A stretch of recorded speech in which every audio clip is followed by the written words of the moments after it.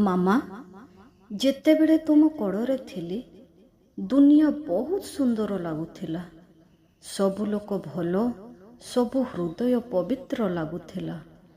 କିନ୍ତୁ ଆଜି ଯେତେବେଳେ ମୁଁ ବଡ଼ ହୋଇ ଏହି ଦୁନିଆରେ ପାଦ ରଖିଲି, ବୁଝିଲି ମାମା, ଏହି ଦୁନିଆ ଏତେ ସୁନ୍ଦର ନୁହେଁ। ଲୋକ ହସନ୍ତି ମୁହଁରେ, କିନ୍ତୁ ମନରେ ହିସାବ ରଖନ୍ତି। ତୁମେ କମଜୋର ହେଲେ ତାହାକୁ ସମସ୍ତଙ୍କୁ କୁହନ୍ତି। ତୁମେ ଶକ୍ତିଶାଳୀ ହେଲେ ଈର୍ଷା କରନ୍ତି।